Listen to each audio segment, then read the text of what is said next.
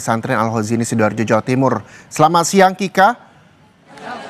Kika, saat ini seperti apa kondisinya dan penggunaan alat berat juga sudah dilakukan? Di mana saja yang menjadi titik fokus pencarian? Untuk titik fokus pencarian saat ini juga masih terus dilakukan, terutama di lokasi reruntuhan bangunan dari Pondok Pesantren Al-Khazini Sidoarjo, Jawa Timur.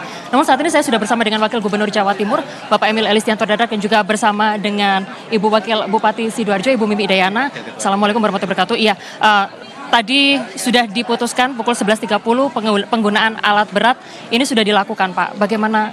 Kami mengapresiasi leadership dari Kepala Basarnas dan Kepala BNPB.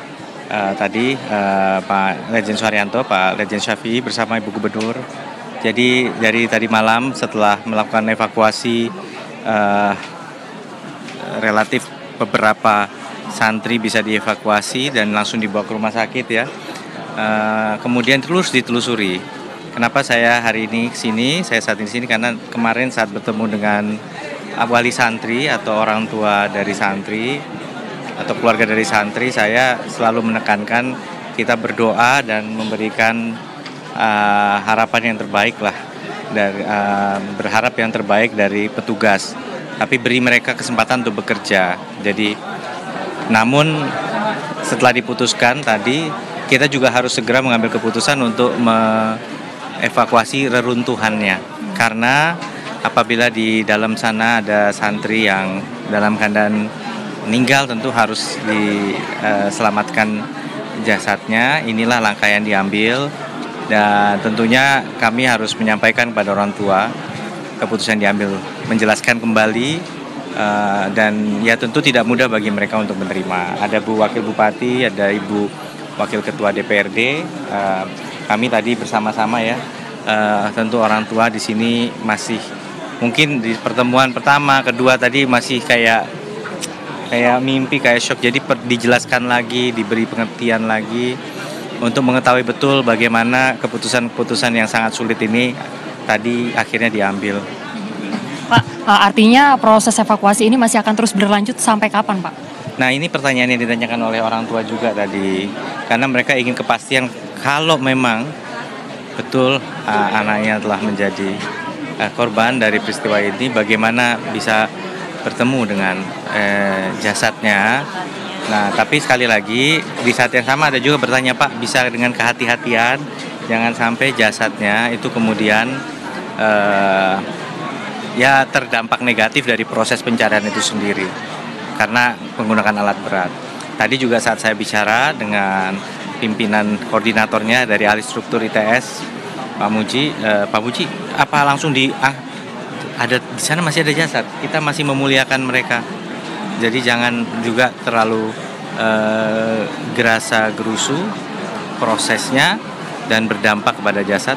Maka dilakukan dengan kehati-hatian, tapi juga tidak dilakukan dengan menunda-nunda. Jadi jumlah personil yang ada di lapangan, alat yang tersedia ini banyak sekali, sehingga betul-betul jeda tidak ada, intensitas bisa tinggi. Jadi kami mohon doanya. Mungkin Bu Wabub ada tambahan, Bu Wabub gimana? Sebentar, sebelum kami ke Ibu Wabub, satu lagi Pak, terkait dengan wali murid yang saat ini juga masih menunggu, apakah untuk fasilitas misalkan seperti bantuan seperti ini juga masih akan terus diberikan dan sampai kapan sekiranya mereka bisa menunggu untuk mendapatkan informasi kepastian tersebut?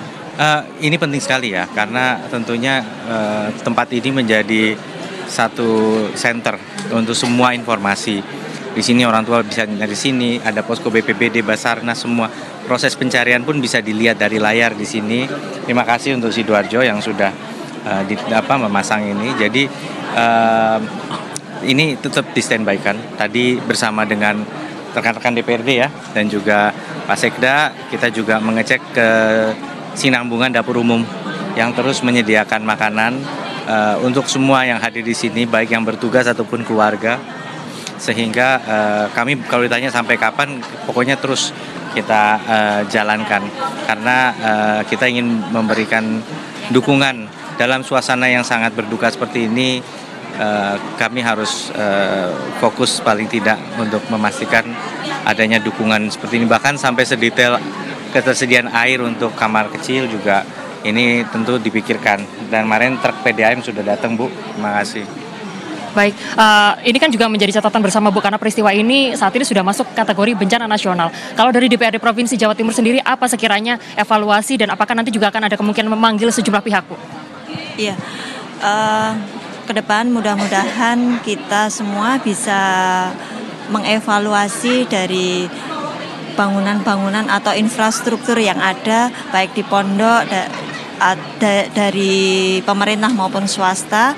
Jadi kita mungkin berikan fasilitas untuk konsultan bangunan yang lebih baik, dan mungkin kita ada pendampingan seperti itu biar bangunan-bangunan atau infrastruktur yang dibangun oleh pihak-pihak mungkin swasta ataupun pemerintah itu bisa sesuai dengan standar. Baik, itu tentunya akan menjadi catatan tersendiri Ibu ya ke depannya, supaya peristiwa serupa tidak terjadi lagi seperti saat ini. Ya, baik.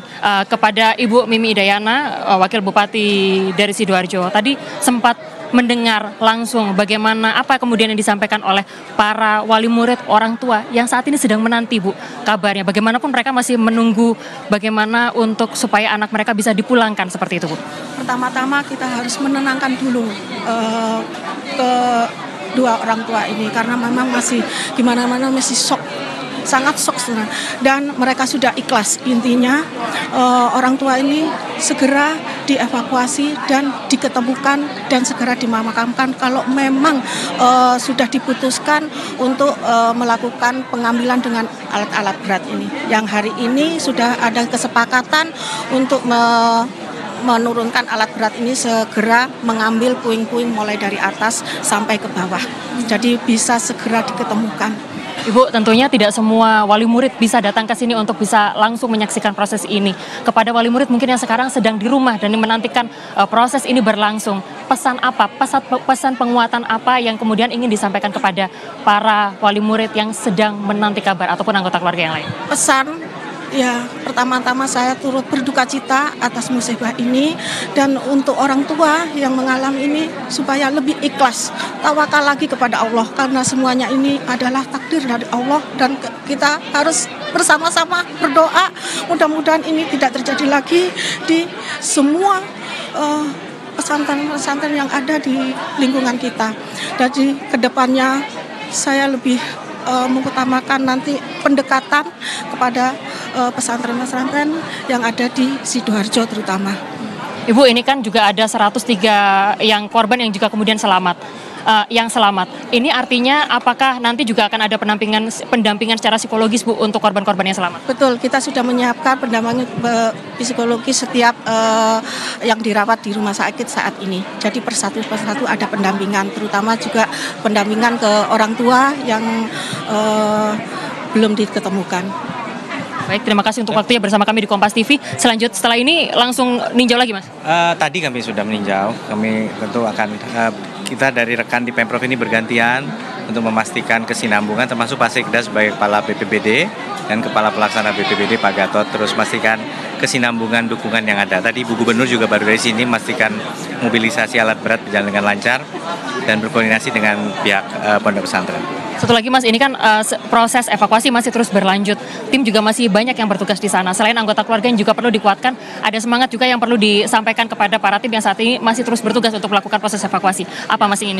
Pertama-tama kami mengucapkan terima kasih dan apresiasi serta rasa bangga kami kepada, saya menyebutnya patriot ya, karena pada saat melaksanakan tugas ini mereka sebenarnya juga berhadapan dengan bahaya yang tidak main-main, sehingga dan energi yang dibutuhkan luar biasa. Kami tentu fokus memberikan dukungan terbaik kepada seluruh yang bertugas, dan kami harap diberikan tentunya semangat untuk menuntaskan semua proses yang berjalan ini sebaik-baiknya. Terima kasih untuk waktunya bersama kami di Kompas TV.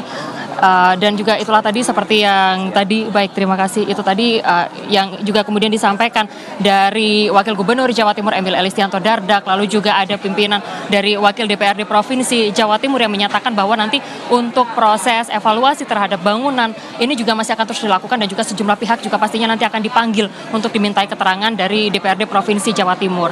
Penguatan juga disampaikan oleh Wakil Bupati Sidoarjo yang menyatakan bahwa penguatan semangat, meskipun wali murid juga sudah menyatakan bahwa ikhlas karena di hari keempat proses pencarian ini juga masih belum menemukan titik terang. Penguatan lain yang juga kemudian disiapkan oleh pemerintah Kabupaten Sidoarjo ini adalah berupa dampingan psikologis tidak hanya bagi para siswa yang selamat dari peristiwa ini, tetapi juga kepada wali murid yang sehingga saat ini juga masih terus menanti. Bantuan dan juga posko masih akan terus berjalan seiring dengan proses evakuasi yang hingga saat ini berjalan. Tadi Reza dan juga saudara sudah disampaikan secara resmi oleh Kepala BNPB lalu juga kemudian disampaikan oleh Menko PMK.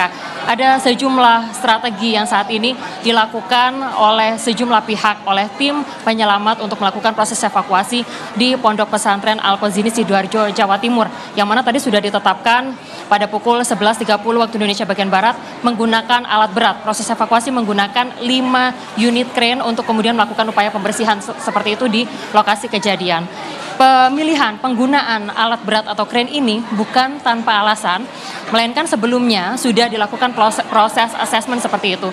Jadi dari pihak Basarnas ini juga sudah menggunakan sejumlah teknologi, mulai dari kamera maupun alat-alat detektor untuk kemudian memastikan bahwa di lokasi tersebut ini tidak ada tanda-tanda kehidupan, sehingga hal tersebut yang juga kemudian menjadi salah satu alasan dari tim SAR kemudian menggunakan alat berat. Selain itu juga tadi kemudian dipastikan dari pihak anggota keluarga, perwakilan, wali murid dan juga keluarga yang juga kemudian tadi sudah memberikan surat pernyataan yang menyatakan bahwa sepakat untuk penggunaan alat berat ini akan dilakukan.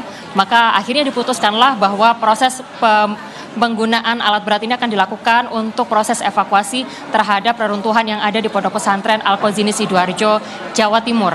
Tidak hanya itu, untuk memastikan bangunan-bangunan di sekitar lokasi ini aman dan tidak ada orang seperti itu, pihak dari tim SAR juga kemudian melakukan upaya sterilisasi, terutama untuk bangunan-bangunan bertingkat seperti itu, sehingga hal ini nantinya diharapkan tidak mengganggu proses evakuasi yang juga kemudian sedang berlangsung pada hari ini. Reza dan juga saudara, sebelumnya proses evakuasi ini berlangsung selama 24 jam, selama 3 hari terakhir.